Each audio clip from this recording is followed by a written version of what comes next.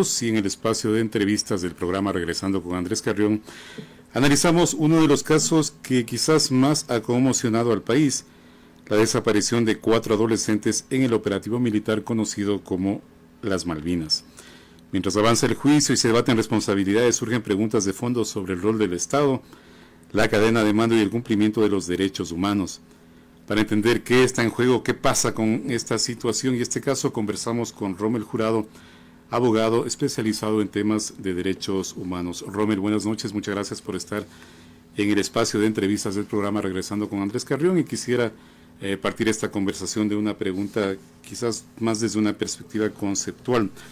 ¿Se enmarca este caso dentro del concepto de desaparición forzada según los estándares internacionales de derechos humanos? Rommel, buenas noches, bienvenido. Buenas noches, un placer conversar con usted, también con su audiencia. Sí, en efecto, tanto en los parámetros del Código Penal ecuatoriano, del COIP, en el artículo 84 se establecen las características y condiciones que se requieren para declarar una desaparición forzada, que es el caso por el cual estamos ya a puertas de tener una sentencia.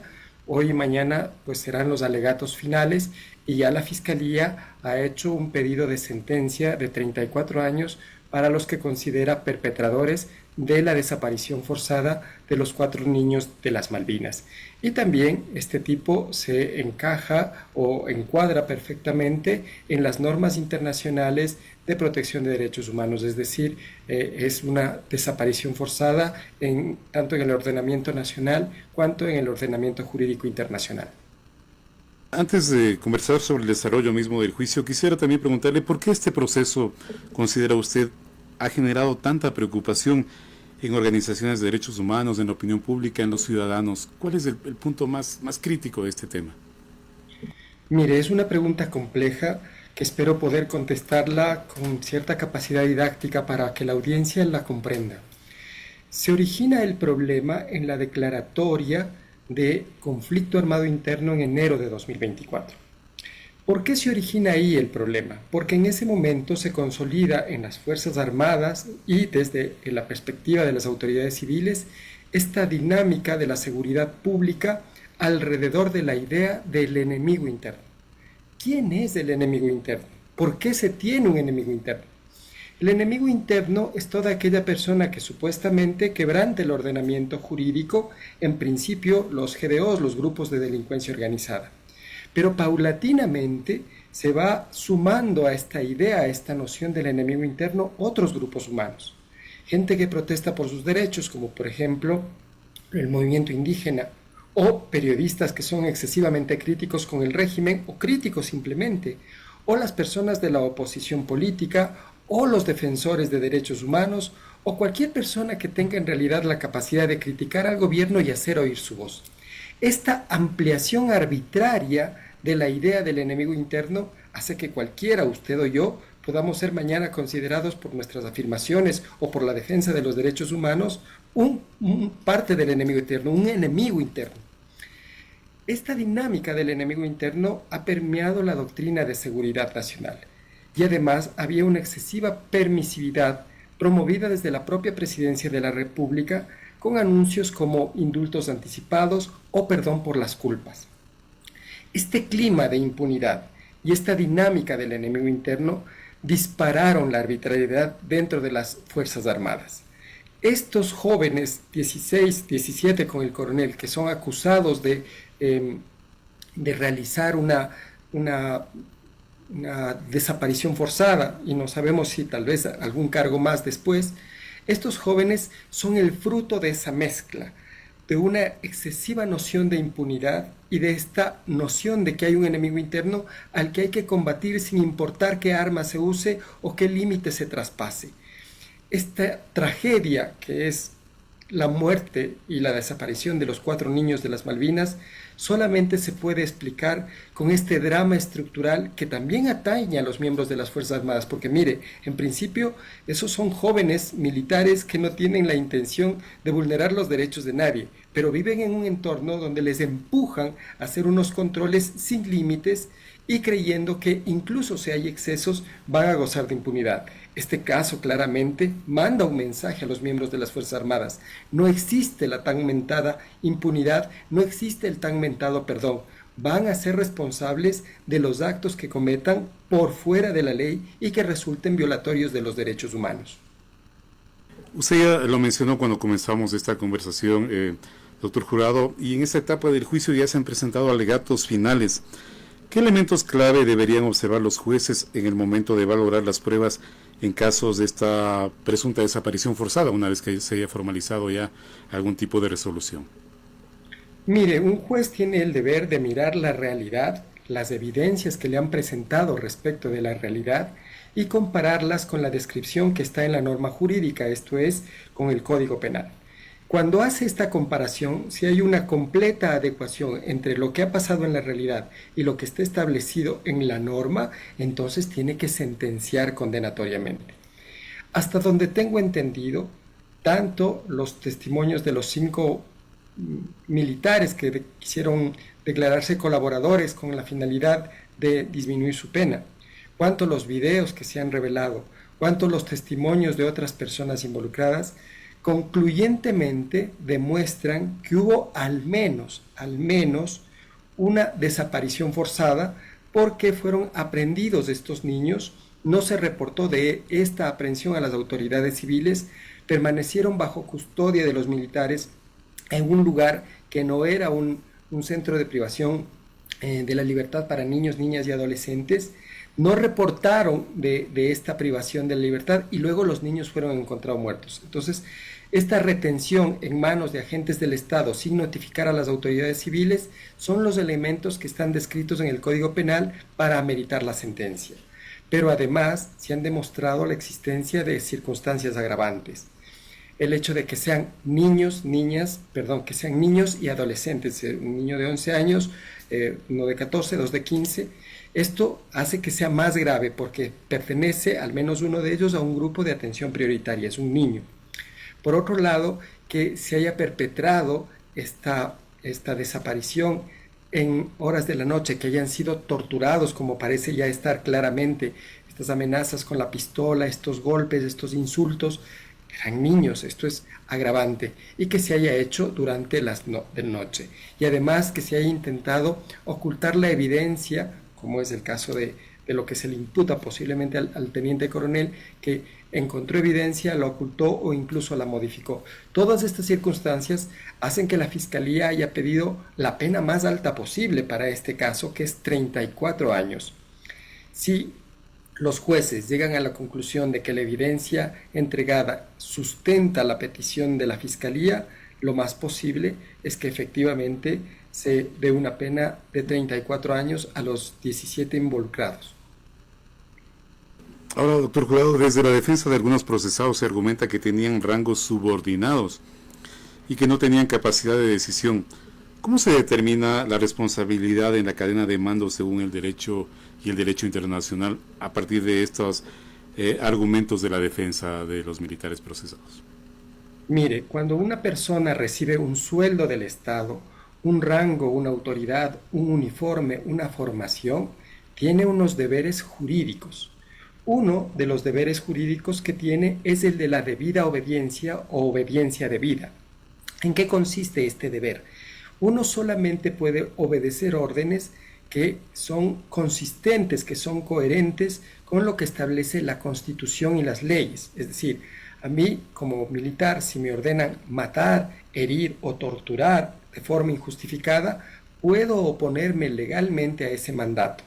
De hecho, debo oponerme, mi obligación es oponerme. Entonces no puedo argumentar que yo era el inferior en la cadena de mando y que solo cumplía una orden. Debo cumplir solamente las órdenes debidas. ¿Cuáles son las órdenes debidas? Las que son coherentes, consistentes con los mandatos legales y constitucionales.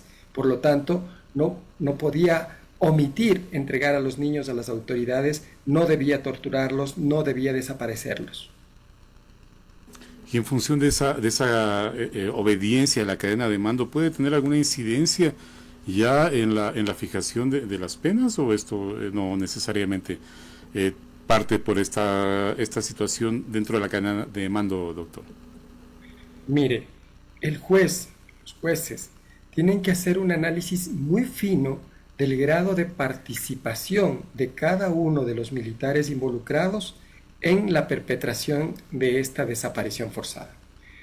Los que sean materialmente responsables, directamente responsables, quiero decir, ellos tendrán el mayor grado de responsabilidad y de pena, 34 años.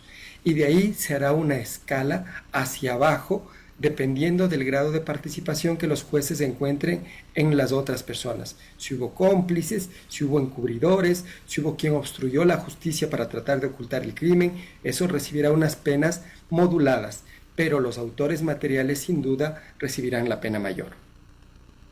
Ahora, sobre las pruebas presentadas, uno de los puntos que ha sido parte de este desarrollo del juicio es la ropa encontrada en Taura y algunos videos que forman parte del expediente. ¿Qué peso pueden tener este tipo de pruebas en procesos por violaciones de los derechos humanos, doctor? Mire, en todo juicio, las pruebas tienen que ser concordantes, concurrentes, o más bien dicho, las evidencias y los indicios tienen que ser concordantes y concurrentes para que se configuren como pruebas. Una prueba es un elemento que da convicción al juez de que un determinado hecho ha sucedido. Los hallazgos de estas ropas, los videos, los testimonios, conforman, desde mi perspectiva, evidencia concordante y concurrente que demuestran suficientemente la perpetración de una desaparición forzada. Entonces, es muy probable, como le digo, que el juez haga la misma valoración que ha hecho la Fiscalía, que la estoy haciendo yo, pero en el caso del juez tendrá que hacer esta valoración y si llega a esta misma conclusión, pues hará una pena, dictará una pena condenatoria. Algo que lo tengo apuntado aquí textualmente.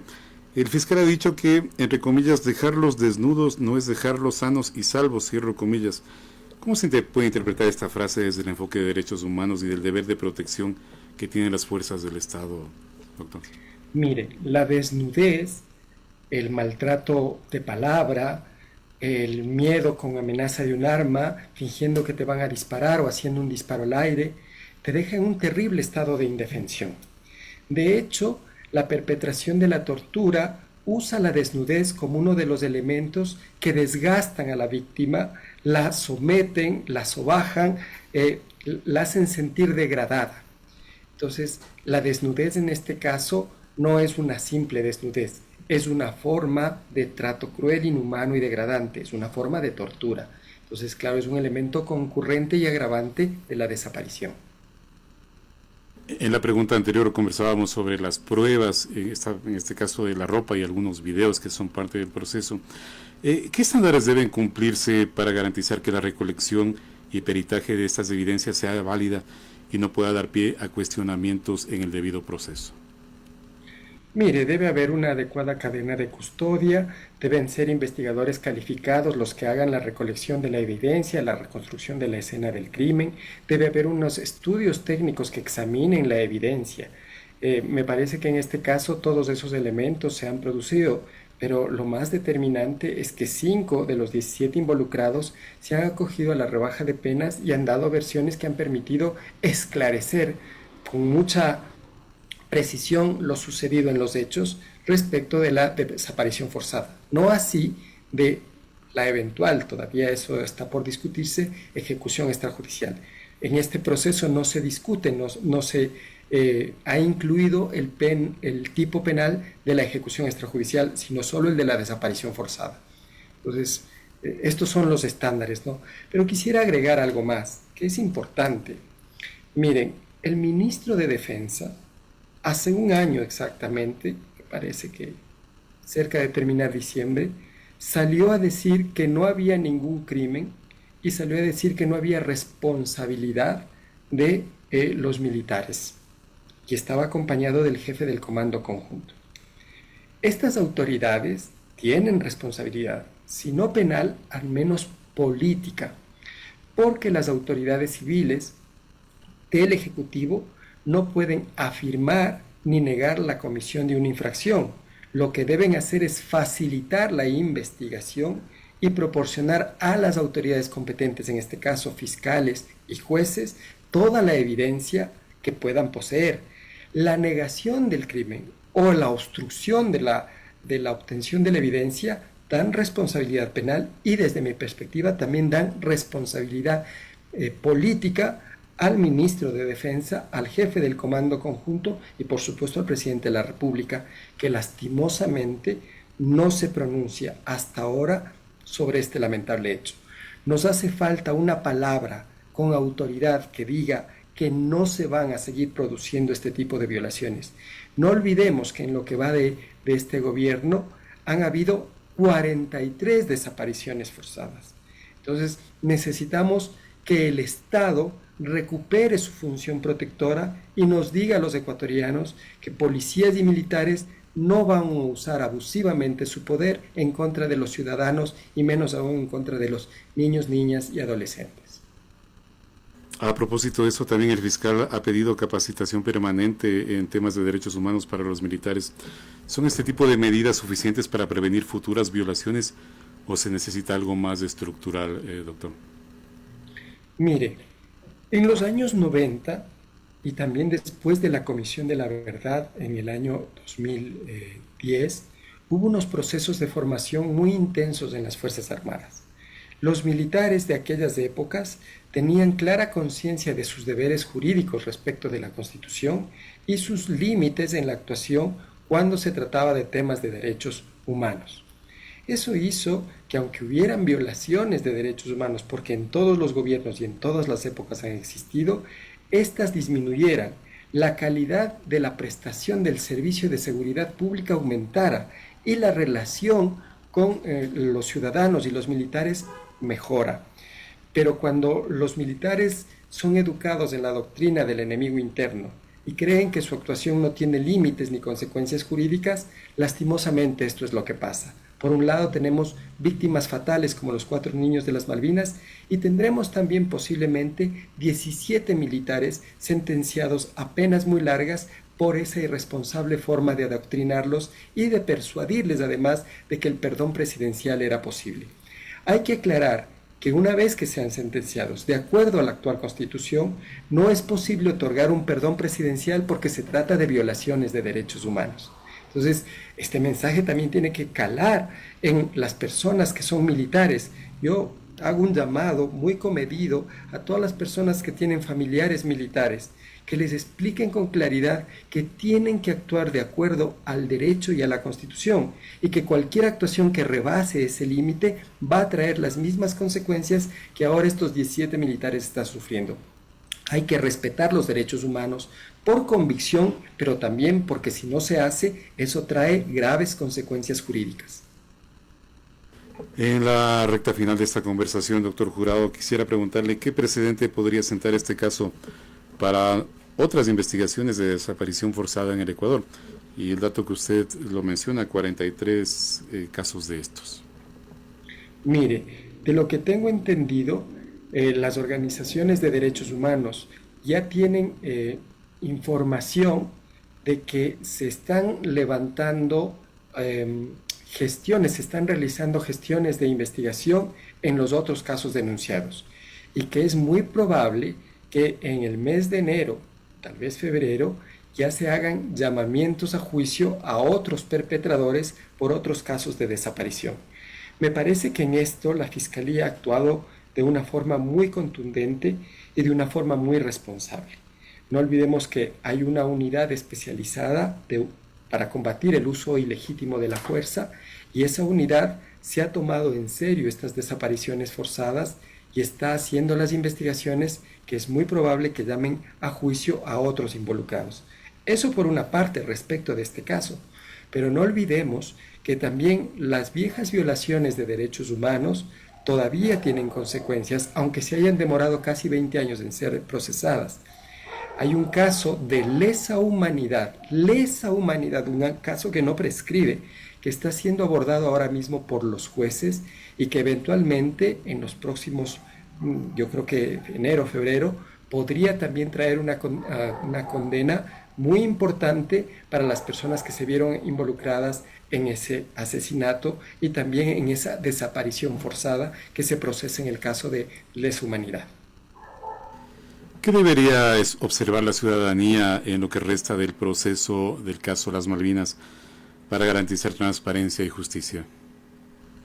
Mire, la ciudadanía, por lo menos lo que yo he podido ver en redes sociales, en los plantones que se han hecho en Guayaquil, en las manifestaciones que se han hecho en Quito, en la constante preocupación que este caso ha generado, la ciudadanía ha actuado con solidaridad.